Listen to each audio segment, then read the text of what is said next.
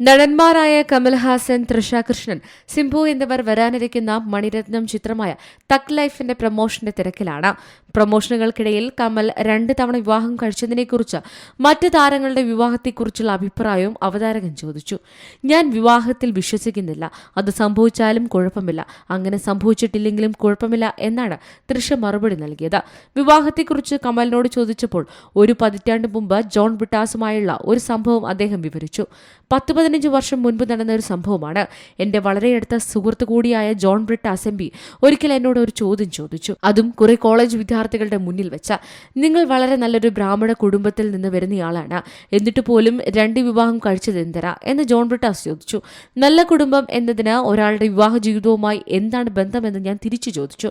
അതിന് അദ്ദേഹം പറഞ്ഞത്, രാമഭക്തനായതുകൊണ്ട് താങ്കൾ രാമനെ പോലെ ജീവിക്കുമെന്ന് കരുതിയെന്നാണ്. അക്കാര്യത്തിൽ ഞാൻ അദ്ദേഹത്തിന് വ്യക്തത വരുത്തി കൊടുത്തു. അതിങ്ങനെയായിരുന്നു, ഞാൻ പ്രാർത്ഥിക്കാറില്ല, രാമപാത പിന്തുടരാറില്ല. എനിക്ക് തോന്നുന്നത് ഞാൻ രാമപിതാവായ ദശരഥനെ പിന്തുടരുന്നു എന്നാണ്. കാരണം അദ്ദേഹം 3 പേരെ വിവാഹം കഴിച്ചിട്ടുണ്ടല്ലോ. നർത്തകിയും നടിയുമായ വാണി ഗണപതിയാണ് കമൽഹാസന്റെ ആദ്യ ഭാര്യ. 1925 മേൽനാട്ട് മരുമകൾ എന്ന സിനിമയിൽ ഇരുവരും ഒന്നിച്ചഭിനയിച്ചിരുന്നു. 1978 ഇവർ വിവാഹിതരായത്. 1988 ഈ ബന്ധം നിയമപരമായി വേർപ്പെടുത്തി കമൽഹാസൻ നടി സരികയെ വിവാഹം കഴിച്ചു.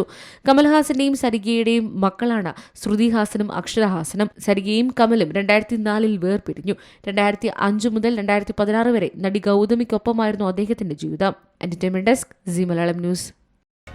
പുതിയ വാർത്തകളും വിശേഷങ്ങളും ഇനി വിരൽ തുമ്പിൽ. എല്ലാ ഡിജിറ്റൽ പ്ലാറ്റ്ഫോമുകളിലും ഇപ്പോൾ സീ മലയാളം ന്യൂസ് ലഭ്യം.